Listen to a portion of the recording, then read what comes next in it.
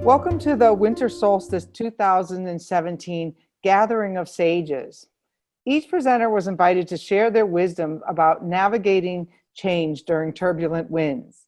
Itzhak Beery is a leading shamanic teacher, founder of the Shaman's Portal, which is celebrating 10 years, a healer, a speaker, and a community activist. He is the best-selling author of The Gift of Shamanism, Visionary Power, Ayahuasca Dreams and Journey to Other Realms, Shamanic Transformations. And he put together an anthology of true stories of the moment of awakening and shamanic healing. And welcome, you have been truly a leader in the shamanic community for years, and I've always enjoyed your support, and I was thrilled when I received your blessing about my book, Winds of Spirit.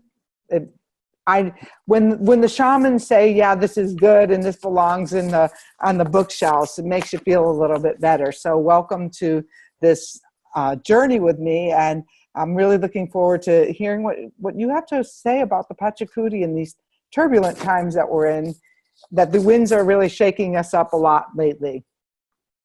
Well, I think that, first of all, thank you for writing that book. It's very important, and it's important to have people who are on this path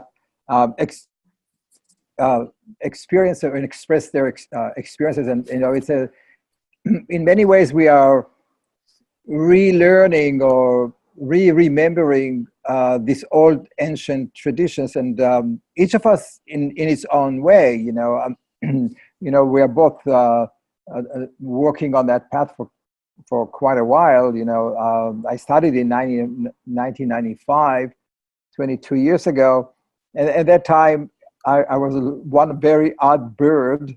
Not too many people were actually doing this kind of work, and we're in an amazing time where more and more people are gravitating or hearing the call to of nature and the spirit to walk the path.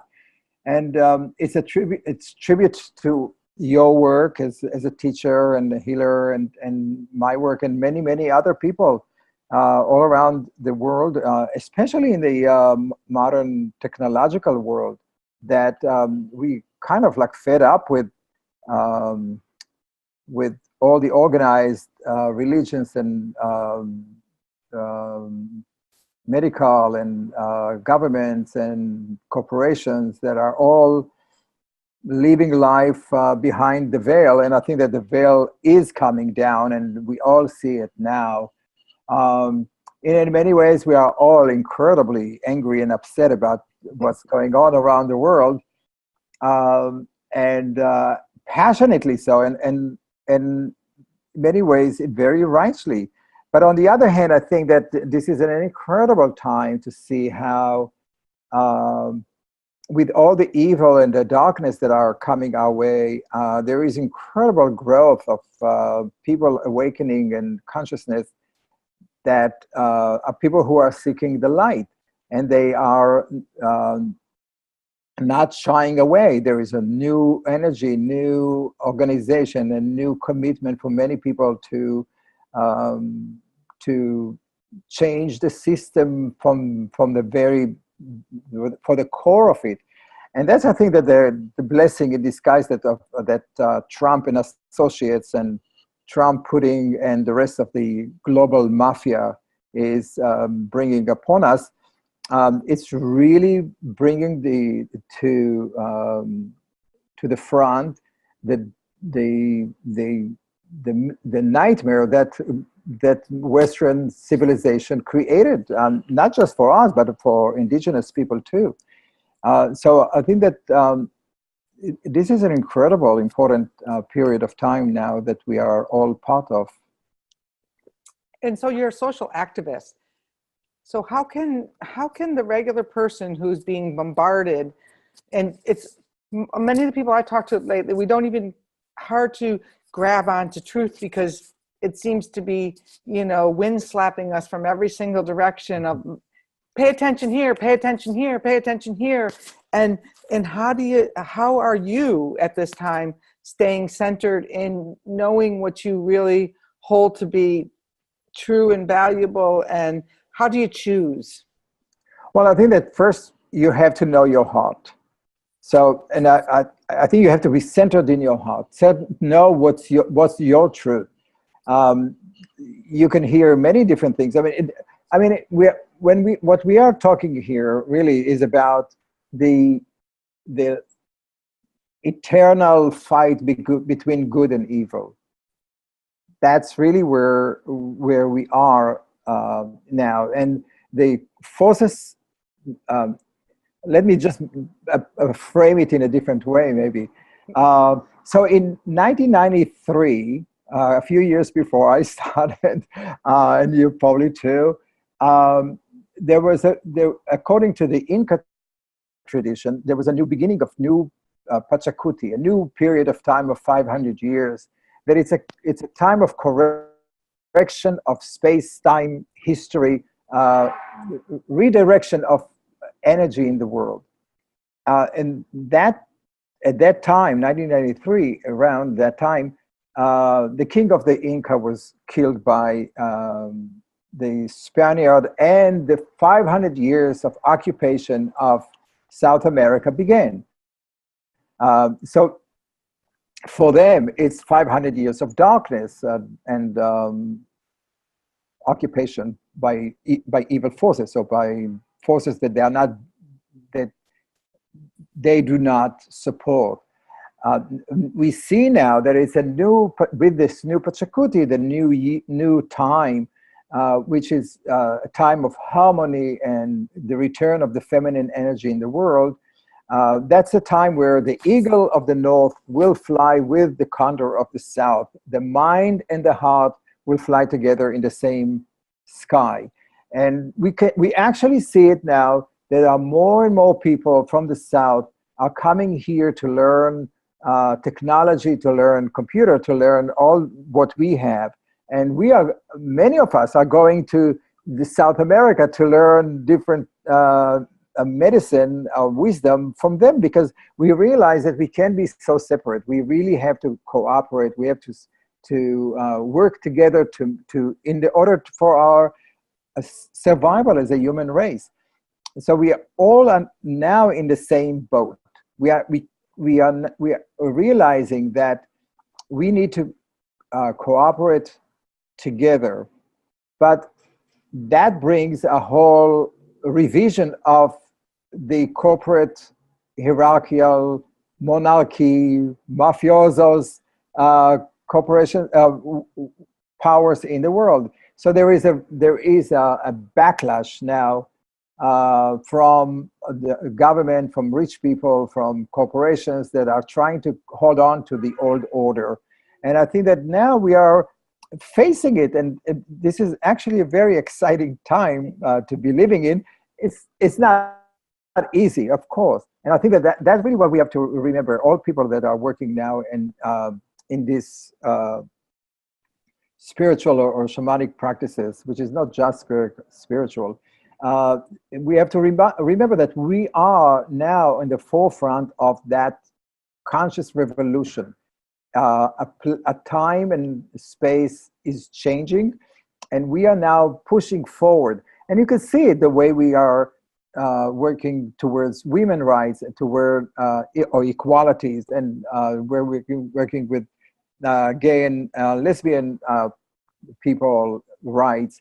And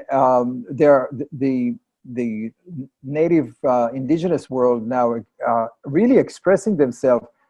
They are no longer waiting for the white people to redefine them or to define them. They want to redefine themselves as equal as those people who sit in the UN and decide for them.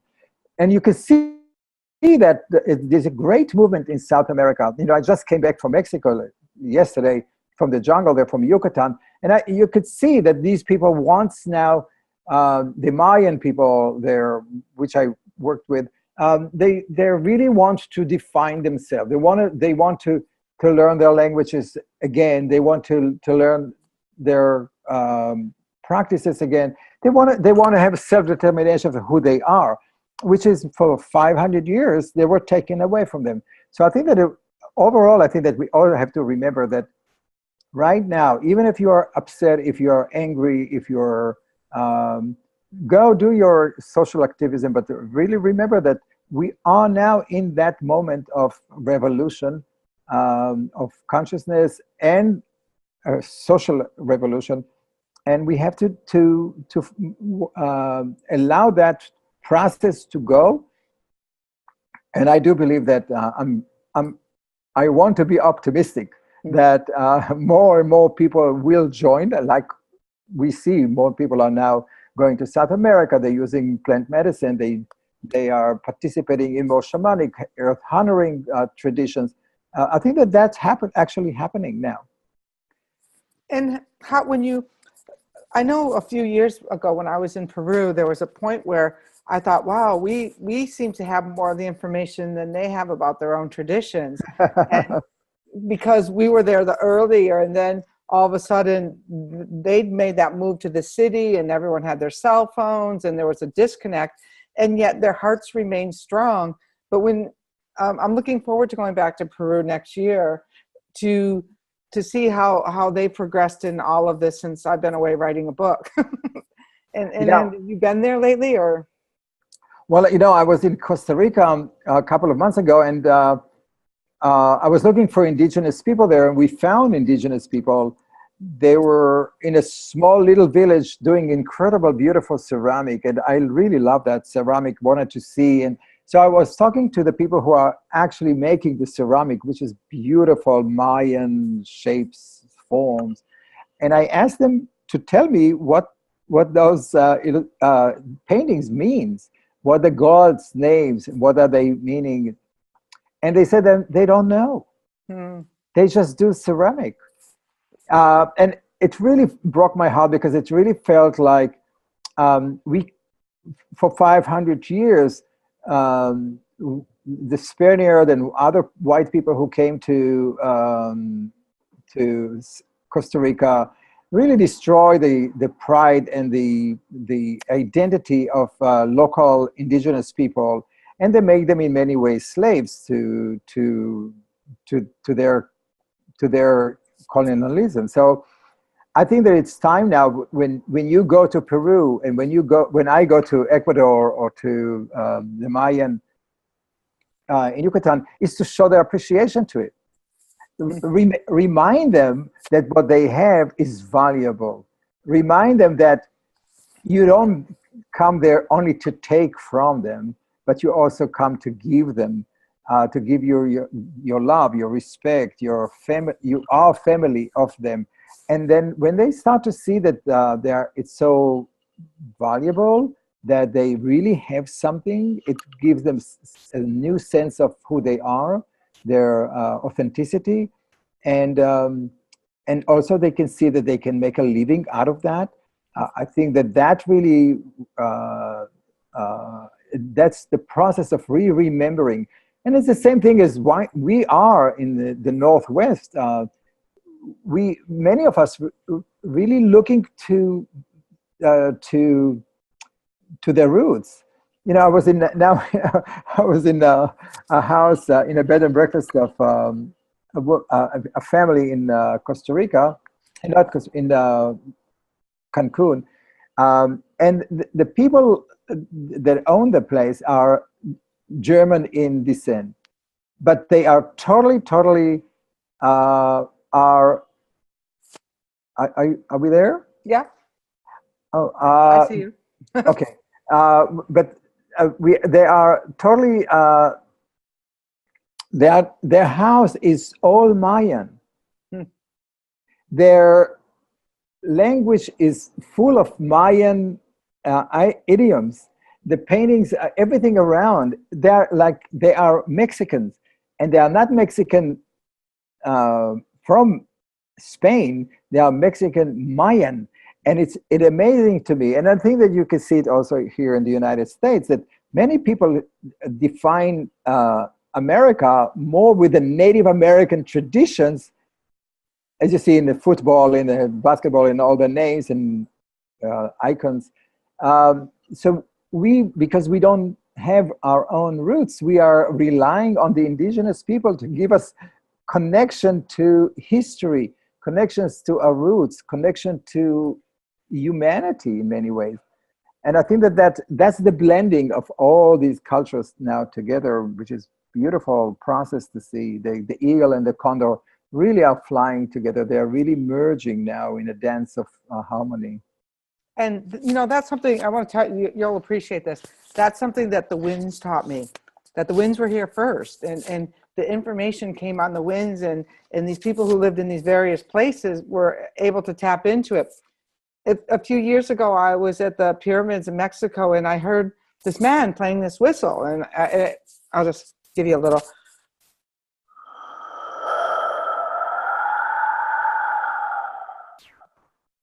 And I went over and I said, I have to trade that flute. And I didn't know why at the time.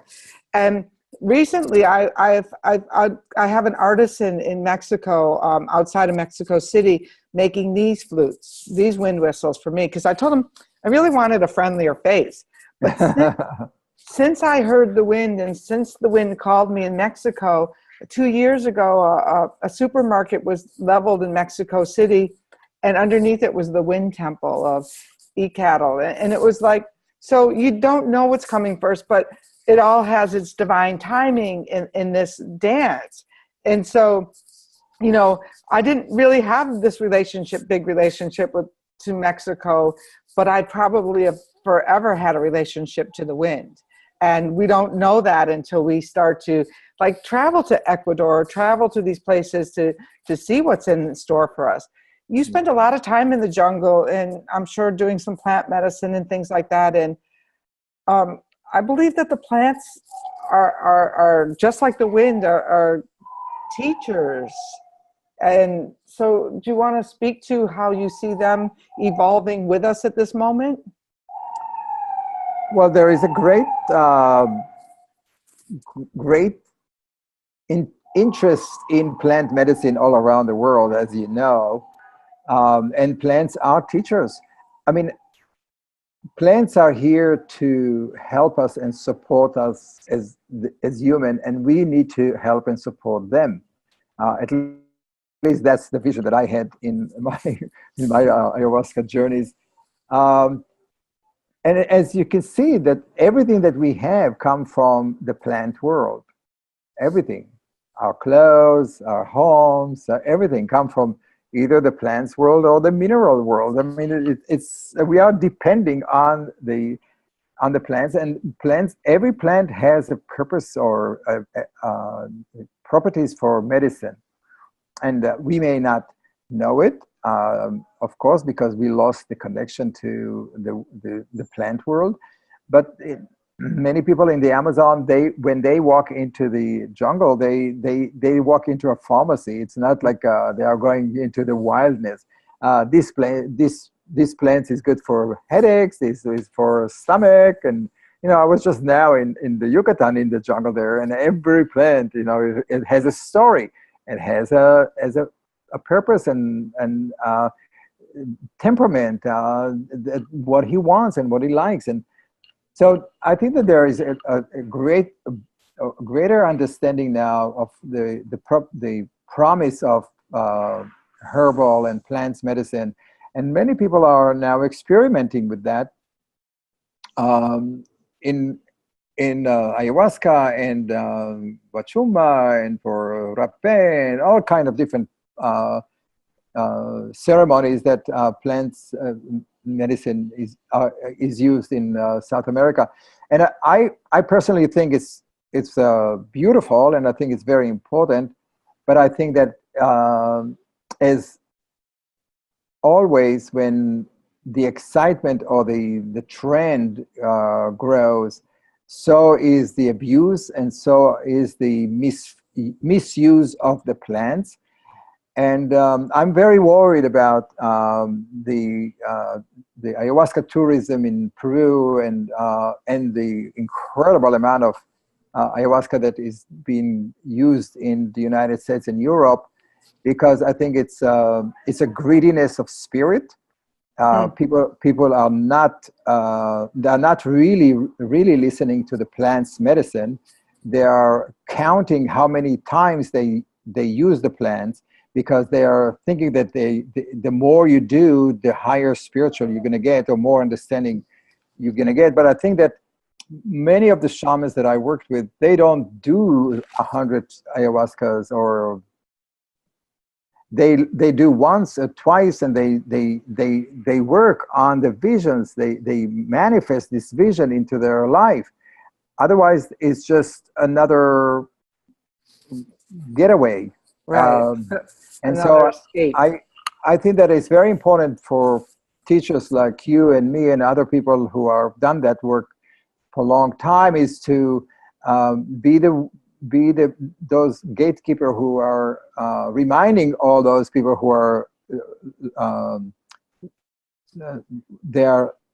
they want to walk the path, that when you do ayahuasca, you have, or any other plant medicine, you have to come prepared. You really have to learn what is spirit, the energy of the elements, to be intimate with them, to understand the visual and the symbolism that comes with when you are entering into the spirit world, so you know how to navigate that.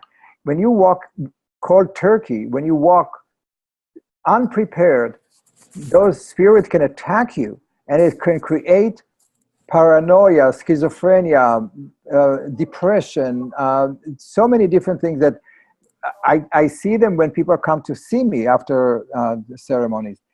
And also to understand that plant medicine is done not just for visions, but it's also done for healing purposes. The purging of part of the ayahuasca is to change the chemistry of your stomach, to kill bacteria and viruses. And normally it was not done by seekers, it was done by the shamans, to see through the body of the person. And only when you are initiated, you take ayahuasca so you can see into the spirit world. How great is that? I always suggest that, like someone came to me a few weeks ago and she said, but I've done 13 ayahuasca ceremonies. And I'm there like, well, clearly you were not, clearly you weren't with a teacher, or clearly, and I don't want to, comment on other people's teachings, but, when one goes to, I'm at the point where you have a few teachers in your life now, and you know who their teachers are and how, so their lineage, so that we're just not, I just see, like what you say, an abuse of medicines, and an abuse, well, it's no more than how people are want, it's gluttonous. We're gluttonous. And I know that when I've gone to the plant medicine, it's to heal an issue, to heal something, or to bring forward something. Like, how do you become an author, and all of a sudden people are looking at you for things, and how do you walk in your integrity through these changes, or something very specific. So I totally agree with you about the abuses and, the party aspect of it, and things like that. So I'm with you on that. So do you have a message for the solstice? How do you incorporate, how do you use the seasons in your own life to set a pace for the coming year, or to end this year?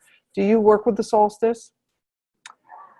Of course we do, but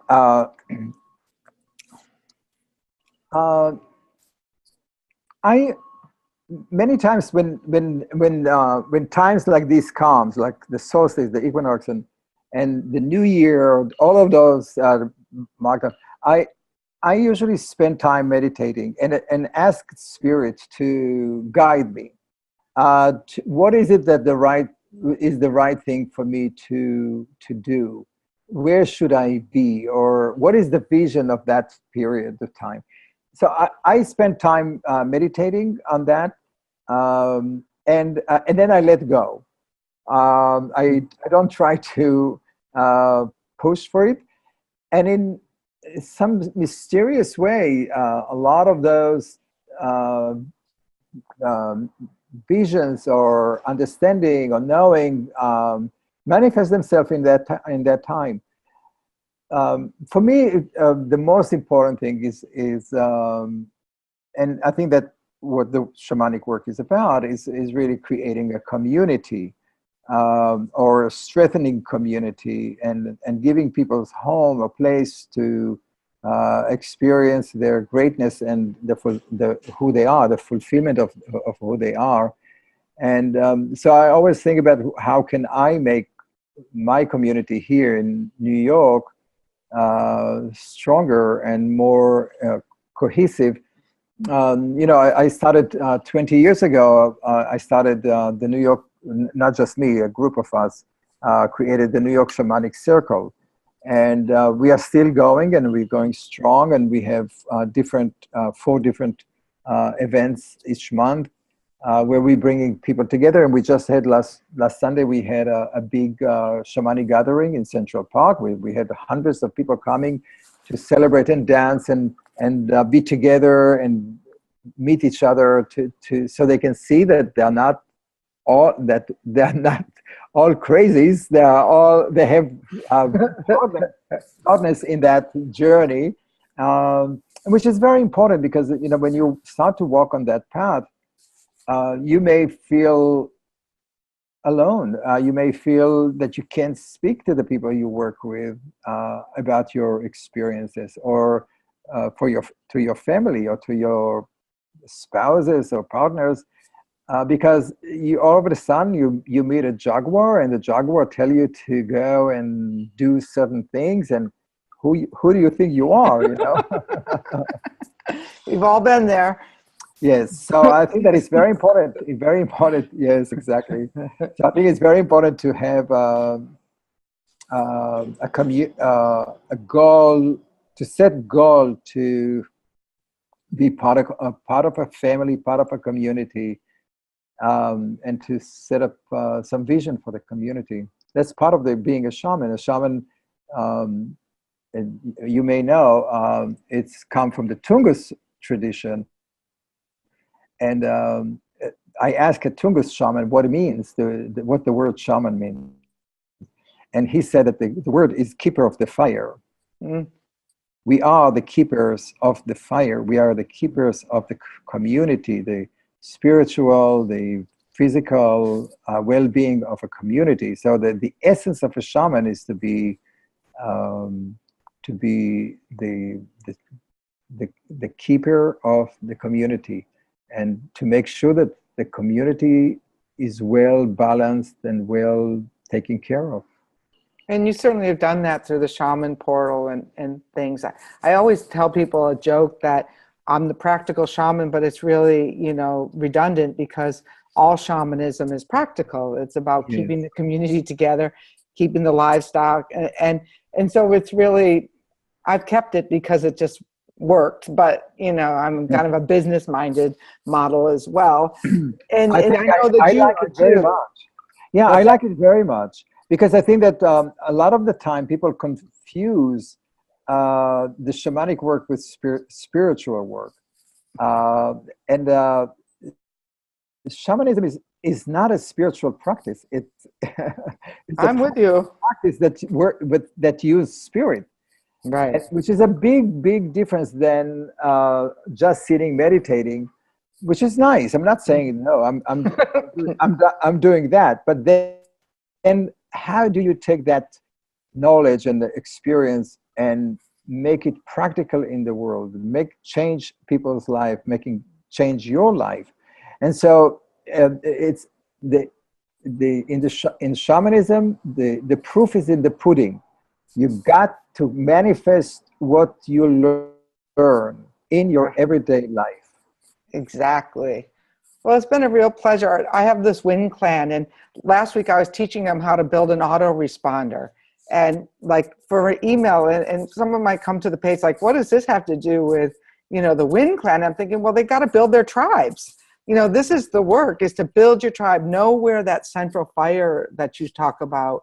And you might need to know where that central fire is, especially as this world flips itself on its head and those winds keep blowing. And one final thought as we end this, what would you like to be remembered?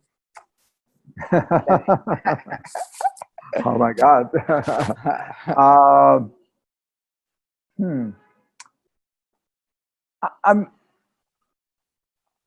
I'm a good student, I think. Although I really don't like to learn in traditional schools. I actually never went to college or anything like that. You might know that. I just learned from life. And I think that what's so interesting for me was that my teachers, or the indigenous teachers, none of them went to college. None of them went to universities. None of them went to school, sometimes not even school. And they are all so wise and so amazingly beautiful people. And they are my teachers. And so I try to be a good teacher for them, and to maybe to teach other people too. And maybe that's what I wanted to say, is that my teacher Ipu Piara, who was a Brazilian Amazonian teacher, used to say that we are all shamans in training. That we are all shamans because that's the way the creator, Hatun Pachacamac, the great creator, Viracocha in Peruvian, created us with all the DNA that enable us to survive on this earth. And to survive on this earth, we have to use all the senses we have, all the 5 senses, and especially the 6 senses, because that's the way we are able to survive, to help each other, to touch, to smell, to feel, and to see spirits to warn us and to help us in navigating this world between our ancestors and our existing life right here. So what I really want to leave you with maybe is that we are all shamans. We all have to take the responsibility that we are able to heal other people. And when you realize that you are a healer, and that everyone is a healer, then you can't harm other people. That's beautiful. Thank you so much. Or so, if you would like to learn more about Itzhak, make sure you sign up for this webinar, because we'll send you some information from him, and we want to definitely carry on his work. And you want to know when those gatherings are in New York, because I always share those with my friends as well. And it's such an honor to sit here with you and actually face to face with you. I don't know if you've ever had that. Hopefully I'll come to one of your circles in New York. Oh, you're always welcome. Book tours next year and stuff like that. I'm looking forward to it. Every listeners and everybody who's seeing it are all welcome to come to New York and join us in our shamanic circles. We have 3. We have a healing circle, we have women's circle, we have an open circle, we have a drumming circle, and once a month we have a different workshop. So anytime you are in New York, please let us know. Go to nyshamaniccircle.org and you'll come and see all our activities. Plus, you also want to check out the Shaman's Portal as well. So yes, I think that's the .org as well. Yes. Well, thank you very much for your time today and the beautiful work you do in the world. And we're honored to have you as part of this solstice ceremony. And thank you. And thank you for doing this and for writing the book. And I wish you all the best. And each of us are a messenger of the Creator. So. All right. Have a great Wonderful. day. Thank you so much. I appreciate it. And to the listeners, stay tuned. There's lots more to come.